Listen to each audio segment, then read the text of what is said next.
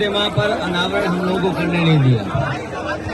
उनको हम लोग जाकर के जेपीएनआईसी में माल्यार्पण कर करके उनके योगदान को याद करना चाहते हैं। उसी जोश उत्साह को आज आप देख रहे हैं। आज हम सब लोग डॉक्टर राम मनोहर लोहिया को नमन करते हैं कि जिन्होंने देश की आजादी में और देश की आजादी के बाद देश को किस रास्ते पर ले जा करके गरीब, पिछड़े, दलित, शोषित, वंचित लोगों को उनको आर्थिक और सामाजिक सम्मान कैसे दिया जाए, सामाजिक और आर्थिक रूप से उन्हें बराबरी का सम्मान कैसे दिया जाए, नाइंसाफी और गैर बराबरी के खिलाफ डॉक्टर राम मनोहर लोहिया ने जीवन भर संघर्ष किया। आज के दिन जब हम लोग उनको याद कर रहे हैं तो यही संकल्प लेते हैं कि उनकी सख्त क्रांति और जो उन्होंने नाइंसाफी को लेकर के और गैर बराबरी को लेकर के जो लगातार शोषण हो रहा था समाज में, उसको लेकर के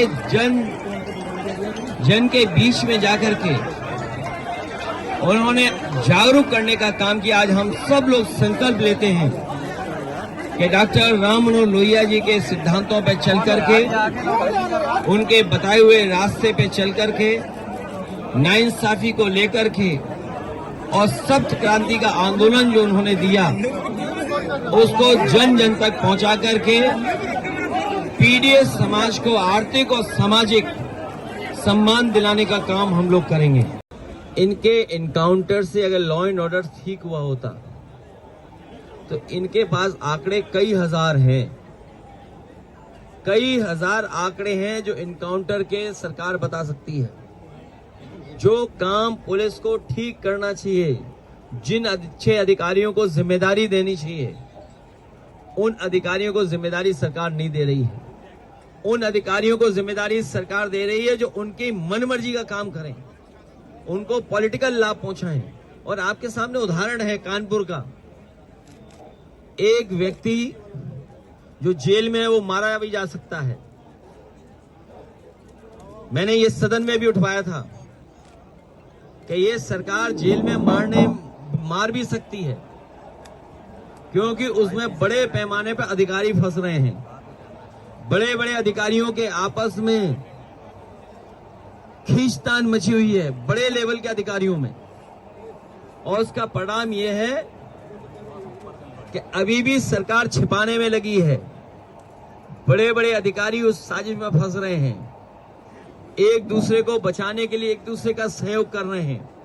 क्या आप कल्पना कर सकते हैं कि एक लेखपाल के पास 100 करोड़ की संपत्ति हो और जो सूची निकल कर आ रही है, तहरीरें आ रही हैं, सुनने में आया 100 से ज्यादा तहरीर थाने में पहुंच चुकी हैं, लेकिन अभी भी एफआईआर दर्ज नहीं हुई है।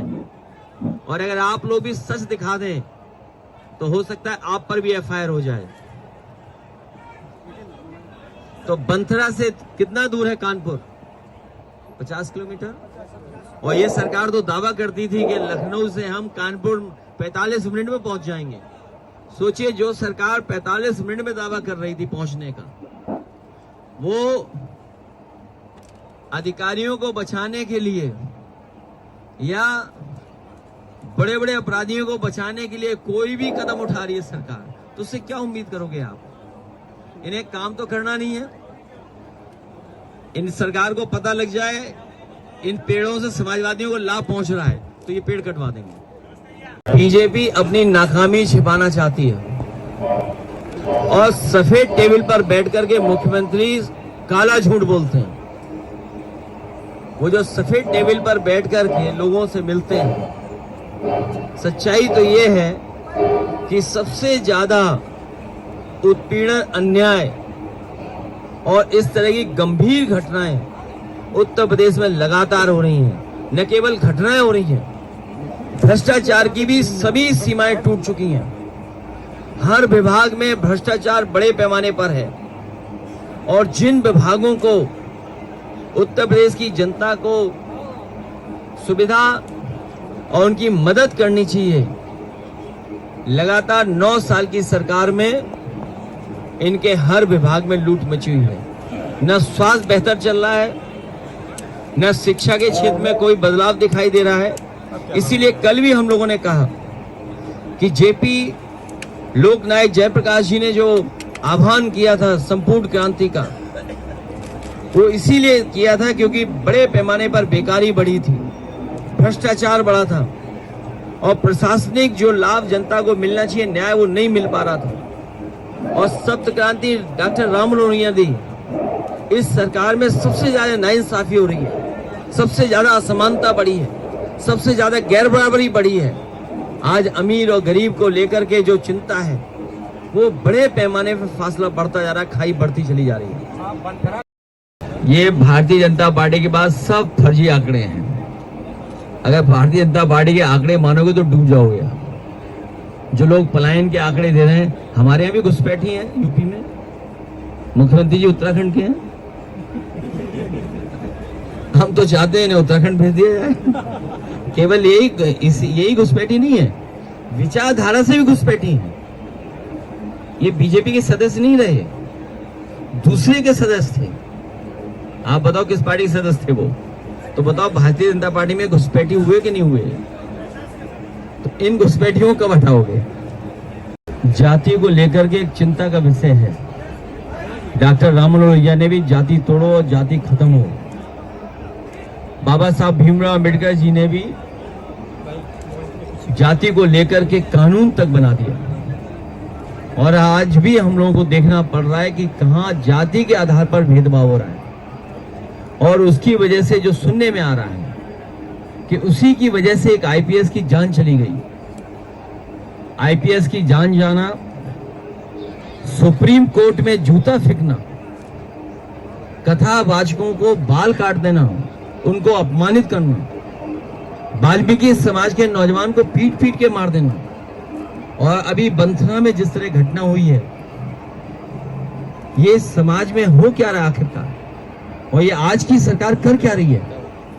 आखिरकार सरकार केवल पॉलिटिकल काम कर रही है, जनता को न्याय नहीं दे रही है, जनता के दुख दर्द को नहीं समझ पा रही। इसीलिए आने वाले समय में आप देखेंगे कि पीडीए के लोग जागरूक हो चुके हैं और आज के दिन जब डॉक्टर राममनोहर लोहिया को हम लोग याद कर रहे हैं, उनकी सप्त क्रांति को याद कर रहे हैं, तो संकल्प लेते हैं कि पीडीए समाज को सम्मान दिलाने के लिए, राजनीतिक और आर्थिक रूप से उन्हें गैर बराबरी से निकालने के लिए हम लोग जन जन में जाकर के, जनता के बीच में जाकर के समर्थन लेकर के सरकार बना करके पीडीए समाज को और सामाजिक न्याय के राज के स्थापना के लिए हम लोग संकल्प लेते हैं। इन्हीं शब्दों के साथ पत्रकार साथियों को बहुत बहुत धन्यवाद देते हैं।